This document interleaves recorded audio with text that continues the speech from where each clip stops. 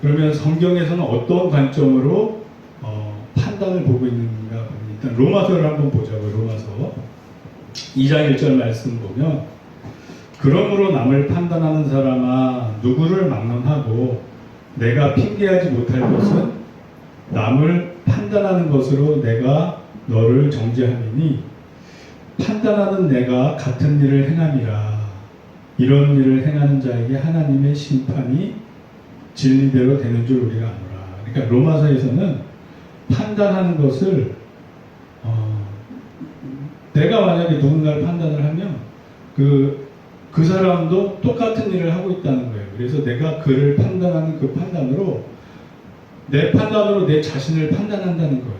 그러니까 내가 누군가를 뭐 막 이러쿵저러쿵 판단하면 그게 자기 자신한테 적용이 된다는 거예요. 그래서 이 로마서 말씀을 방금 얘기한 바리새인에게 적용하면 내가 너를 위하여 증언하니 바리새인이 이렇게 얘기했잖아요. 그러면 바리새인도 자기 자신을 위해서 자기네 자신들 종교 지도자들의 기득권을 위해서 증언을 한 거란 말이에요. 바리새인들이 예수님에 대해서 막 판단을 한 이유가 자기네들 자신을 위해서예요. 자기네들 기득권을 위해서예요. 그렇다면 내 증언은 참되지 아니하도다. 그러니까 이게 바리새인한테 그대로 적용이 되는 거예요. 바리새인이 예수님한테 그랬잖아요. 당신이 당신 자신을 위해서 증언하니 당신의 증언은 참되지 아니합니다. 이랬더니 이게 로마서에 따르면 그러면 바리새인 너희들도 너희들 자신들의 이득 기득권을 위해서 증언하는 것이니 너희들도 참되지 못하다. 이게 그냥 그대로 자기 자신한테 적용이 되는 거예요. 성경의 관점, 로마서의 관점은 이래요. 그러면 야고보서의 관점은 어떤가 보죠. 야고보서는 4장 11절에서 12절 말씀을 보면 형제들아 서로 비방하지 말라. 형제를 비방하는 자나 형제를 판단하는 자는 곧 율법을 비방하고 율법을 판단하는 것이라. 내가 만일 율법을 판단하면 율법의 준행자가 아니요 재판관이로다. 입법자와 재판관은 오직 한 분이시니 능히 구원하기도 하시며 멸하기도 하시느니라. 너는 누구이기에 이웃을 판단하느냐. 이렇게 말씀하고 있어요. 그러니까 이게 왜 그러냐면 우리 율법 구약의 기본 율법 예수님께서 정리해 주신 그 중요 율법이 말씀이 세 개념이 하나님을 사랑하고 이웃을 사랑하는데 이웃을 판단한다는 자체는 벌써 이웃을 사랑하는 게 아니에요. 그러니까 이제 이게 좀 약간 우리가 구별을 해야 돼요. 정말 상대방을 사랑해서 사랑하는 마음으로 그를 구렁텅이에서 구해내기 위해서 하는 분별과 상대방이 괘씸하고 미워서 그냥 내 감정으로 판단하는 것과는 구별해야 돼요. 쟤가 나한테 이렇게 했어. 괘씸해. 막 상대방에 대한 단점을 얘기하고 비판을 한단 말이에요. 그렇게 하게 되면 이거는 이웃사랑을 벗어나게 되면 이거는 율법의 준행자가 아니라 지금 야고보서에 따르면 재판관이 된다는 거예요. 그 재판관은 하나님의 자리인데 내가 지금 하나님의 자리를 지금 위협하고 있다는 거예요. 내가 누군가 나의 감정으로 말미암아 누군가를 판단하고 있다면 너가 누구에게 이웃을 판단하느냐? 너가 하나님이냐? 이런 거예요. 그러니까 바리새인 너는 율법의 준행자가 아니고 재판관이다. 너는 왜 재판관으로 행세하고 있냐? 내가 하나님이냐? 이렇게 적용이 되는 거예요. 지금 막 예수님을 판단하고 있잖아요. 바리새인이. 그리고 이제 예수님께서 하신 말씀이 있어요. 예수님께서 하신 말씀. 이게 사실 핵심인 건데 마태복음 7장 1절로 5절 말씀을 보면 예수님은 이렇게 말씀하고 계세요. 비판을 받지 아니하려거든 비판하지 말라. 너희가 비판하는 그 비판으로 너희가 비판을 받을 것이요 너희가 헤아리는 그 헤아림으로 너희가 헤아림을 받을 것이니라. 어찌하여 형제의 눈 속에 있는 티는 보고 내 눈 속에 있는 들보는 깨닫지 못하느냐. 보라, 내 눈 속에 있는 들보가 있는데 어찌하여 형제에게 말하기를 나로 내 눈 속에 있는 티를 빼게 하라 하겠느냐. 외식하는 자여 먼저 내 눈 속에서 들보를 빼어라. 그 후에야 밝히 보고 형제의 눈 속에서 티를 빼리라. 이런 거예요. 그러니까 내 눈에 있는 이 들보는 보지 못한다는 거예요. 대부분의 사람이 다 그래요. 그러니까 그 정치인들의 오류, 대부분 자기네들은 이 나라를 구하기 위한 헌신 봉사로 내 몸 바쳐서 나라를 구해야겠다고 나와서 정치해요. 근데 그 정치인들이 오히려 나라를 망치는 때가 더 많잖아요. 자기가 갖고 있는 자신의 이데올로기, 이념을 실현하느라고 정치 이데올로기, 사회주의, 공산주의를 실현하고자 공산주의자들은 자기네 신념 때문에 수천만 명씩 죽이고도 눈 깜빡 하나 안 하고 회개도 안 하고 양심에 찔리지가 않아요. 사람이 그래요. 사람이 그래요. 자기 눈에 들보는 보지 못하면서 왜 공산주의자들이 이렇게 많이 죽였냐 하면 사람은 변하지 않는다. 그래서 변하지 않는 사람은 다 죽여 없애야 된다. 우리 뜻에 따르고 우리를 순종하는 자만 살려놔야 된다. 이게 공산주의자들의 논리인 거예요. 이거는 전혀 생명의 존엄성을 인정하지 않는 거예요. 즉 하나님의 관점, 아비의 마음과는 동떨어진 거예요. 사람은 변하지 않아. 그러므로 죽여 없애야 돼. 그래서 그 수천만 명씩 죽였다는 거예요. 자, 그럼 이제 예수님의 말씀을 여기에 적용해보자고요. 마태복음의 말씀을. 바리새인아, 너는 너 자신을 돌아보지 않고 왜 남을 비판하느냐? 내가 하는 비판으로 내가 비판받으니 너는 너와 너의 기득권을 위하여 증언하니 너의 증언은 참되지 않다. 이렇게 적용이 되는 거예요. 지금 이 바리새인들은 예수님이 치고 올라오는 거, 대중의 인기를 끌고 막 성장하는 게 두려운 거예요. 자기네들의 기득권이 뺏길까 봐. 그러니까 바리새인들이 막 예수 그리스도를 비판하기 시작하는 거예요. 당신은 당신을 위하여 자신의 이득을 위해서 증언하니 당신의 증언은 참되지 않소. 그런데 사실 이게 지금 우리 성경의 관점에 비추어 보면 자기 자신한테 그대로 적용되잖아요. 바리새인들아, 당신들도 당신들의 이득, 기득권을 위해서 증언을 하니 당신들의 증언이 옳지 못하도다. 이렇게 적용이 되는 거예요. 그냥 성경의 관점에 보면.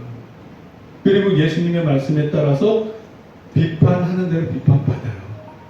이제 이거에 대한 예수님은 어떻게 대응을 하는지 한번 보자고요. 이게 정답이에요. 예수님은 어떻게 대응을 하는지.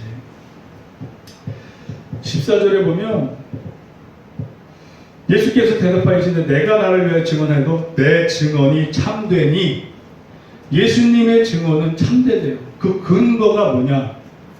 그 근거가 뭐냐? 예수님은 스스로의 정체성을 얘기해요. 나는 어디로 와서 어디로 가는지 알지만 너희들은 그렇지 못하다. 너희들은 피조물에 불과하다. 나는 창조주 조물주여.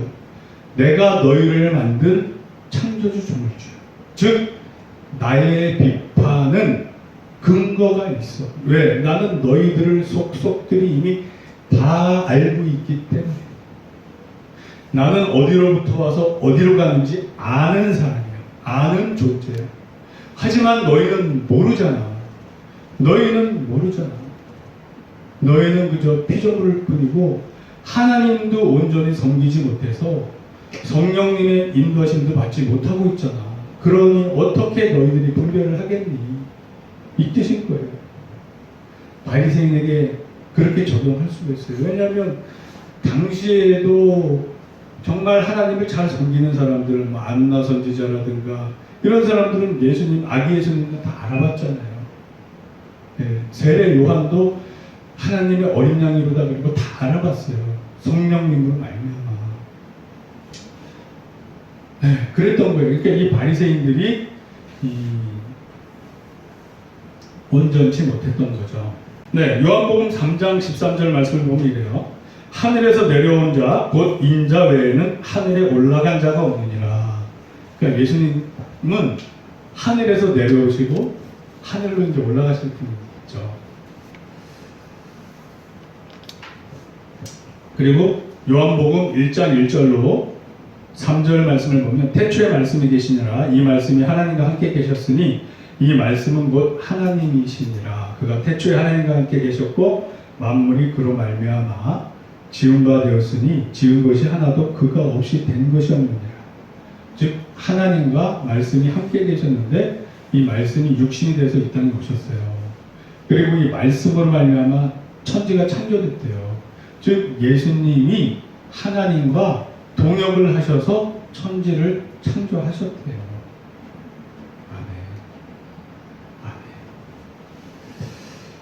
그렇습니다. 창세기에는 하나님이 복수를 쓰였어요. 하나님이 우리들이 이렇게 하자 뭐 이런 식으로 있어요. 저는 그거를 예수님과 하나님과 성령님을 이렇게 지칭한다고 봐요. 창세기 1장에 다 그렇게 나와 있어요. 자, 그리고 두 번째 15절에 보면 너희는 육체를 따라 판단하나 나는 아무도 판단하지 아니하노라. 이게 예수님의 말씀이에요. 즉 너희들은 겉모습으로 판단하지만 나는 판단하지 않아. 즉 바리새인이나 너희들은 외모를 보고 판단하잖아.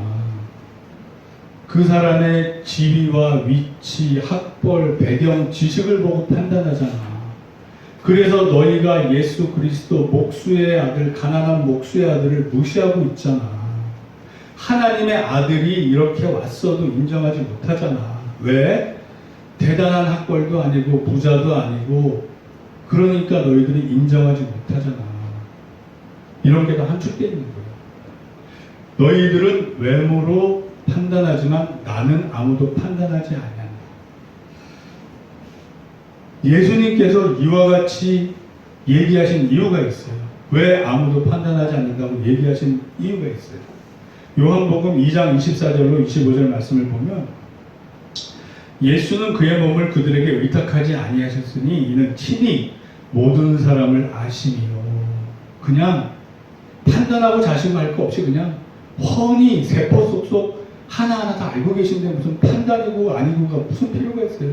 그냥 이미 다 알고 계신데 그 동기부터 결과 미래까지도 다 알고 계실 텐데 또 사람에 대하여 누구의 증언도 받으실 필요가 없었으니 이는 그가 친히 사람의 속에 있는 것을 아셨습니다. 즉 예수님의 관점은 예수님은 뭐하러 이 땅에 오셨어요? 자기의 백성을 죄에서 구원하시기 위해 오셨어요. 그러니까 예수님은 이렇게 보면은 죄인들의 모습을 다 그냥 보고 아시는 거예요. 판단이 필요 없어요. 왜? 의인은 없나니 하나도 없기 때문에 예수님은 그들의 속을 다 안단 말이에요.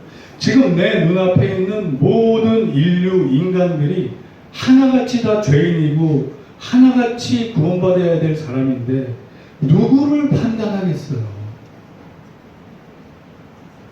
한 사람 한 사람 판단하려면 전 인류를 다 판단해야 되는데 예수님은 판단하러 오신 게 아니에요. 예수님은 구원하러 오신 거예요. 구원하러. 사람의 속을 이미 알고 죄인인 걸 다 아는데 무슨 판단을 해요? 이 죄인을 구원하자 이런 오신 건데 무슨 판단을 하고 있겠냐고요. 이 죄인을 어떻게 하면 구원할 것인가에 포인트를 두고 계신 건데 판단은 마지막 날 하나님과 예수님과 같이 하셔요. 네, 마지막 날 공의의 하나님이 공의롭게 판단을 하셔요. 마지막 날. 지금 이 땅에 예수님이 오신 이유는 판단하러 오신 게 아니라 분별하여 구원하러 오신 거예요. 이 내 백성을 어떻게 하나라도 더 죄에서 꺼집어내서 살릴 것이냐, 영생을 줄 것이냐, 거기에 포인트가 맞춰있단 말이에요. 그러니까 예수님은 아무도 판단하지 않는다고요. 지금 시점은 내가 판단하는 시점이 아니라 이미 그냥 전제는 다 죄인이야. 무슨 판단이, 누구는 판단하고 누구는 판단 안 할 이유가 없어. 왜? 이미 전제는 다 죄인이야. 지금은 구원의 때야. 구원시키고 구원 못 받는 마지막까지 예수 그리스도를 구주로 영접하지 않는 자들은 그때는 하나님 앞에 판단을 받는다. 심판을 받는다. 이렇게 되는 거예요. 아멘. 아멘이요. 그래서 우리도 이런 예수님의 모습을 좀 닮아가야 될 것 같아요. 나도 모르게 우리는 자기중심적이고 교만하다 보니까 나도 모르게 자꾸 하나님의 위치를 막 침탈하려고 그래요. 나도 모르게 하나님의 위치에 막 가서 쓰려고 그래요. 나도 모르게 막 쟤보다 내가 좀 덜 죄인이니까 저 죄인을 막 판단한단 말이에요. 이게 인간이 그렇더라고요. 근데 하나님 보시기에는 그게 그거고 피장파장이고 마찬가지라고 보일 것 같아요. 제가 봤을 때는. 뭐 그렇다고 분별하지 말라는 소리는 아니에요. 분별은 필요해요. 분별. 예수님도 다 분별하셨잖아요. 자, 그리고 16절을 보면 예수님의 판단이 어떠한 정당한 근거가 있는지 16절에 나와 있어요. 만일 내가 판단하지 않지만 판단하여도 내 판단이 참되니 이는 내가 혼자 있는 것이 아니요 나를 보내시니가 나와 함께 계시니라. 그러니까 예수님은 자기 자의적으로 판단하지 않고 하나님의 계시에 따라 성령님의 이끄심에 따라 판단을 하신대요. 이게 판단의 정당성을 부여해 줄 수 있는 거예요. 왜? 하나님은 피조물이 아니라 판단할 권한이 있는 창조자 조물주시기 때문에 이 세상의 유일한 창조자 조물주 판단자가 될 수 있는 권한이 있는 분이시기 때문에 예수님은 하나님과 항상 함께 계십니다. 그래서 설령 예수님이 판단은 안 하지만 판단할 때는 그거는 정당하대요. 왜? 하나님이 함께 계셔서 그렇게 판단을 하시니까.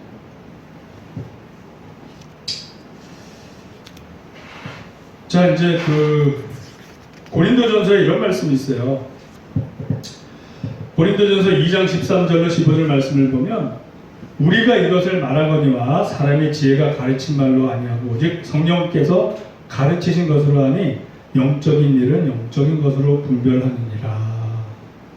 육에 속한 사람은 하나님의 성령의 일들을 받지 아니하나니 이는 그것들이 그에게는 어리석게 보이며 또 그는 그것들을 알 수도 없나니 그러한 일은 영적으로 분별되기 때문이라.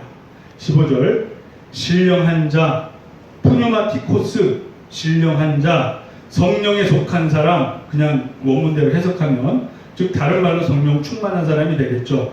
신령한 자는 모든 것을 판단하나 자기는 아무에게도 판단을 받지 아니하느니라. 이거는 예수님한테 해당될 수 있는 말이에요. 예수님한테. 신령한 자는 판단해도 자기는 판단 안 받는 거예요. 이건 예수님한테 해당되는 거예요. 왜? 예수님은 하나님과 항상 함께 하시니까.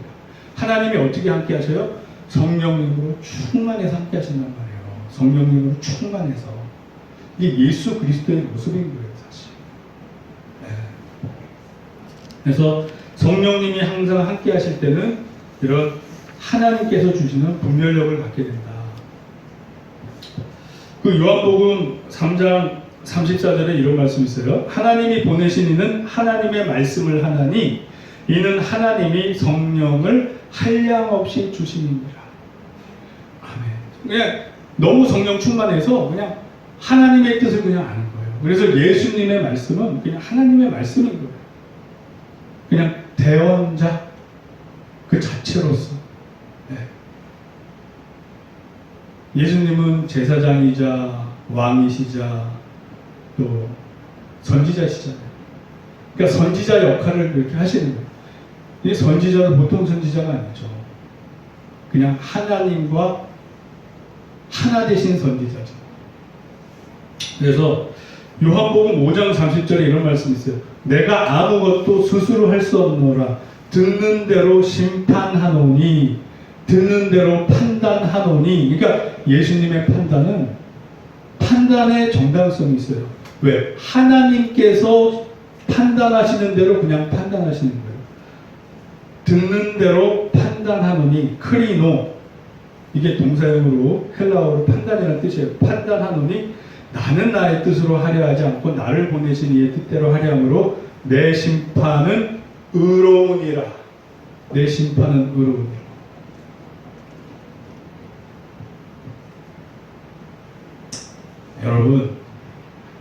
여러분 이거예요. 이거 우리가 성령 충만하면 할수록 예수님의 마음을 품게 돼요.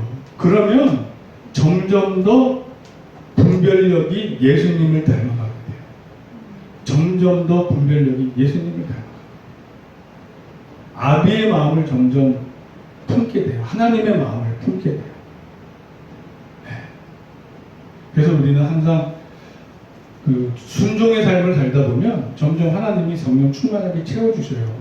순종의 삶을 살다 보면. 그래서 저와 여러분들이 항상 예수님을 바라보고 순종의 삶을 사시기를 축원합니다. 아멘. 그래서 예수님의 판단은 정당하다. 그 예수님이 막 이 땅에 오셔서 막 판단하신 적이 있어요.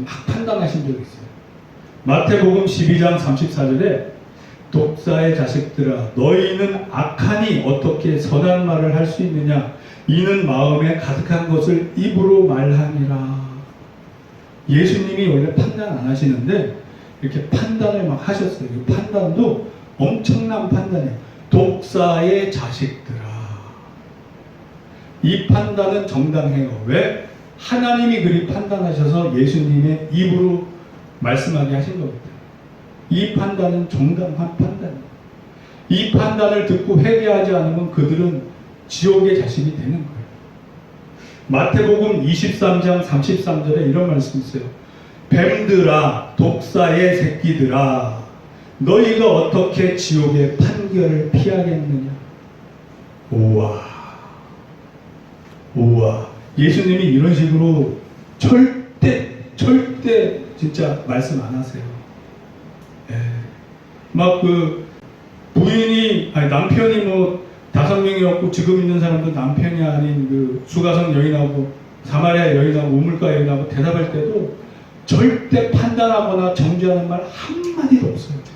내가 생수다 나로 말미암아 구원을 얻어라 이런 식으로 인도하시지 이런 말씀 절대 안 하세요. 판단을 안 하셔요. 그런데 예수님이 간혹 이렇게 판단을 하세요. 이거는 뱀들아 독사의 새끼들아 이거는 지금 진짜 엄청난 말이에요. 하나님한테 그냥 현장에서 정죄받는 거예요. 현장에서 이거 진짜 이거 와 엄청난 거예요. 진짜 정말 회개하지 않으면 이 사람들은 그냥 지옥의 자식이 되는 거예요. 뱀들이 갈 곳, 독사의 새끼들이 갈 곳은 지옥밖에 없어요. 네. 그리고 이제 예수님의 말씀에 정당성을 부여하는 것은 첫째, 하나님이 함께 하시는 것. 둘째, 율법에 따르면 두 사람의 증언이 있으면 정당하대. 그러니까 예수님이 그러잖아요. 내가 내 자신을 위해 증언하고 하나님, 내 아버지가 나를 위해 증언한다. 이렇게 말씀하시죠. 요한복음 10장 30절에 보면 나와 아버지는 하나이니라. 나와 아버지는 하나이니라. 세상에서 이런 말 할 수 있는 사람은 오직 예수님밖에 없어요. 와. 자, 이제 정리하고 결론을 내리면 되는데 제가 약간 좀 재밌는 얘기 하나 할게요. 재밌다기보다 세상 얘기 잠깐 할게요. 제가 이제 유튜브로 이렇게 보면서 그 외국인이 한국말을 잘하는 외국인끼리 인터뷰를 하는 게 있어서 한번 봤어요. 샘 해밍턴이라고 아시죠? 샘 해밍턴. 이 사람이 이제 희극인이에요. 희극인. 개그맨 비슷한 건데 어떤 영국 사람이 한국 여자와 결혼해서 한국에서 정착해서 살고 있는 사람이 인터뷰를 했어요. 둘 다 한국말을 너무 잘해요. 막 거의 80, 90% 그냥 한국 사람 같아요. 근데 당신은 인생을 세 단어로 어떻게 표현을 하겠습니까? 그리고 샘 해밍턴한테 물어봤어요. 왜 저는 샘 해밍턴이 약간 개그맨이고 좀 희극인이고 웃기는 사람이라 가볍게 생각하고 들었어요. 무슨 웃긴 얘기 하려나 그랬는데 그렇지 않고 첫째, 자신은 인생을 첫째는 실패라고 생각합니다. 그러니까 자신의 인생을 그렇게 돌아보니까 실패를 많이 했던 거예요. 인생은 첫째 실패다. 그러면서 실패 안에는 장점과 단점이 같이 있는데 실패를 겪지 않고는 실패 안에 있는 장점을 꺼내서 쓸 수 없다는 거예요. 실패해야만 그 실패 속에 있는 장점을 꺼냈습니다. 그 말을 듣는 순간 제가 머리가 확 깼어요. 우와, 이 샘 해밍턴 이 사람이 이렇게 아주 인생을 깊이 있게 철학적으로 얘기를 하네. 실패 안에는 장점과 단점이 같이 있는데 실패를 해야만 실패 안에 있는 장점을 꺼내 쓴다는 거예요. 와. 그래서 저는 탄식을 했어요. 그 얘기 들으면서 탄식을 했어요. 와. 이야, 이 사람 생각에 깊이가 있는 사람이다. 그 맞잖아요. 우리가 삶을 살면서 실패하고 넘어지면서 내 자신을 돌아보게 되고 이제 하나 한 단계 업그레이드 하게 되잖아요. 새로 내가 이것을 잘못했구나. 이 부분은 내가 고쳐야겠다. 이러면서 이제 점점 발전해 나가는 거잖아요. 그래서 둘째는 도전이래요. 도전이 뭐냐면 이 사람이 하는 말이 성공을 아무리 추구하고 노력한다고 해서 성공을 보장받지는 못한다는 거예요. 아무리 자기가 노력을 해도 운도 따라야 되고 여러 가지 복합적인 변수가 많으니까. 근데 도전을 하지 않으면 아무것도 얻지 못한다는 거예요. 도전을 한 사람만 성공이든 실패든 그 어떤 결과를 맛볼 수 있다는 거예요. 그래서 도전은 인생에서 항상 우리 앞에 놓여있는 과제다. 꼭 필요합니다. 야, 저 그래서 이 샘 해밍턴 이 사람이 말을 듣고 저 다시 생각했어요. 이 사람이 막 텔레비전에서 나올 때 막 하하호호 그리고 막 애기들하고만 어울리고 막 말하는 것도 어느라고 그래서 생각이 그냥 별로 그렇게 깊을 줄 몰랐는데 인생을 세 단어로 요약하려는데 첫째는 실패, 둘째는 도전. 그러면 하나님께서 우리에게 주신 사명이 있잖아요. 그거 순종 안 하고 가만히 있으면 아무것도 안 돼요. 근데 우리를 인도해 주실 때 도전해 나가면 성취를 하든 실패를 하든 어떤 결과를 맛봐요. 실패를 했다. 그럼 아까 얘기했던 실패 속에 있는 장점을 찾아서 우리 스스로가 업그레이드 되면 되잖아요. 그러니까 삶의 의미를 성공에 두지 않고 도전에 뒀더라고요. 도전 자체가 없으면 아무것도 안 된다. 이룰 수 있는 게 없다는 거예요. 세 번째는 가족이라고 그러더라고요. 가족. 이 샘 해밍턴이 좀 약간 불우한 환경이에요. 사실은. 왜냐하면 아버지가 동성애자였어요. 그래서 가정을 깨고 그래서 샘 해밍턴이 좀 상처도 받고 가정이 해체되니까 막 그랬던 사람인데 이제 한국에 와서 한국 여자 만나서 결혼하고 자녀 낳고 하면서 가정의 소중함을 느꼈나 봐요. 그러면서 인생의 세 번째 단어는 가족이래요. 그러면서 자기 삶에 의미를 준다는 거예요. 자기 삶의 의미. 그러니까 힘들고 어려울 때 가족을 생각하면서 버텨낸다는 거예요. 자, 그럼 우리는 어때야겠어요? 우리는 삶의 의미가 어디 있어요? 가족도 있어요. 왜? 이웃사랑이니까. 그러나 첫 번째는 하나님 사랑이에요. 즉 우리는 하나님을 믿고 의지하고 그분과 막 이 살갑게 그분을 체험하면서 사는 이게 첫 번째 의미가 되는 거예요. 그렇게 친밀하게 하나님의 사랑을 넘치도록 받은 다음에 자연스럽게 이웃사랑이 나오는 거예요. 근데 나를 하나님께서는 오래 참아주셨잖아요. 아멘. 나를 하나님께서는 오래 참아주셨잖아요. 그리고 용서해 주시고 받아주시고 지금 이렇게 저에게 생명을 주시고 삶을 주시고 생활을 주셨잖아요. 그러면 우리도 내가 하나님한테 받은 만큼 그렇게 베풀면서 살아야죠. 하나님의 사랑을 베풀면서 살아야죠. 이웃 사랑을 하면서 살아야죠. 아멘. 아멘. 그래서 하나님한테 사랑받는 만큼 이웃을 사랑할 수 있는 거예요. 그래서 예수님께서 나는 포도나무여 너희는 가지라. 너희가 내게서 떨어지면 아무것도 할 수 없느니라. 이 말씀을 하시죠. 우리 사랑의 근본은, 우리 사랑의 모든 에너지는 하나님으로부터, 예수님으로부터 오기 때문에 그래요. 네. 아멘. 믿습니까? 아멘. 할렐루야. 자, 그럼 정리할게요. 오늘 말씀. 저는 그 샘 해밍턴 그분 말하는 거 듣고서 그리고 좀 살짝 고민을 했어요. 이거 너무 세속적인 얘기인데 이게 설교에 써도 될까 했는데 깊이가 있다. 쓰자.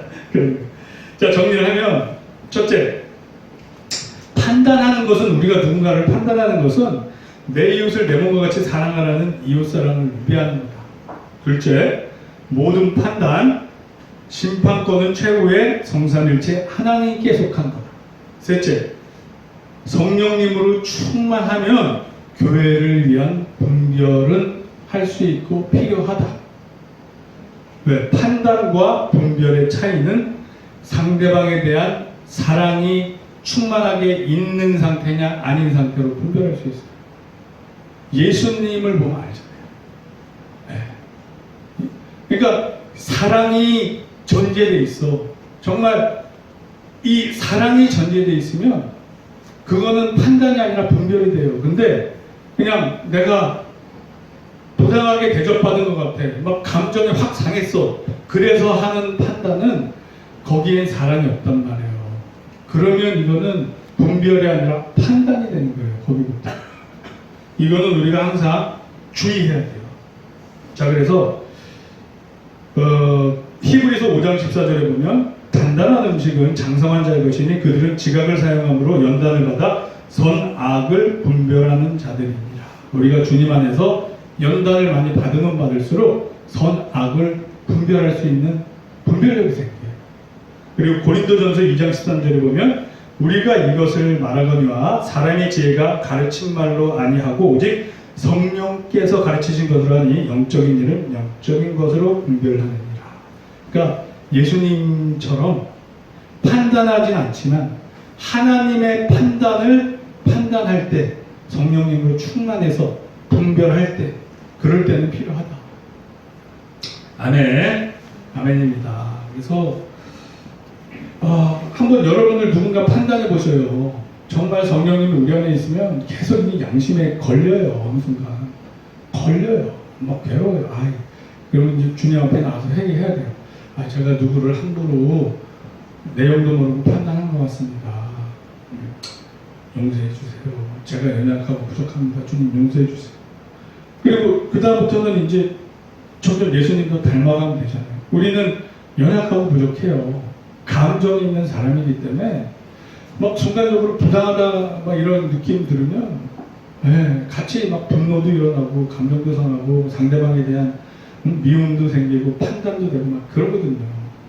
그러나 노하되 그 하루 그 밤을 넘기지 말라고 또 우리 잠언에도 나오잖아요.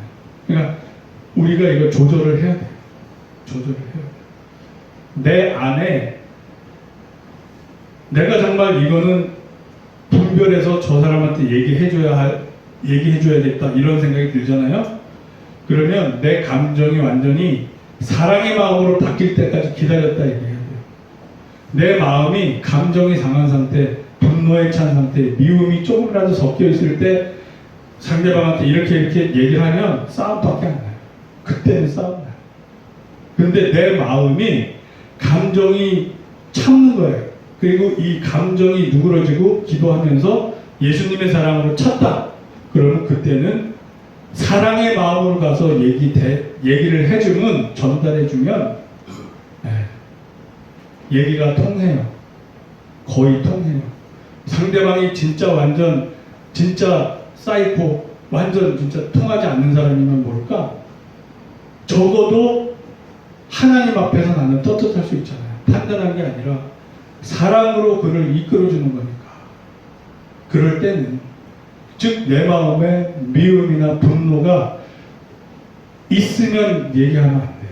그거는 내려놓고 주님의 사랑으로 찼을 때, 내가 은혜 충만, 성령 충만했을 때, 그때 사랑의 마음으로 얘기하면 그게 더 효과가 있어요. 예수님은 우리 그렇게 대해주셨잖아요. 특별히 바리새인 같이 진짜 충격요법이 필요한 사람들한테만 독사의 새끼들이라고 그랬지, 일반 대중한테는 절대 내버 정죄 판단 안 하셨어요. 사랑으로 대하고 구원을 이끄셨단 말이에요. 아멘. 아멘. 자, 결론은 히브리서 10장 23, 24절로 마무리 짓게요. 또 약속하신 이는 믿으시니 우리가 믿는 도리의 소망을 움직이지 말며 굳게 잡고 서로 돌아보아 사랑과 선행을 격려하며. 아멘. 예수님의 사랑으로 우리 서로 돌아보고 사랑과 선행을 격려합시다. 예수님의 사랑과 은혜와 축복이 저와 여러분들에게 풍성히 넘칠 줄로 축복합니다. 아멘.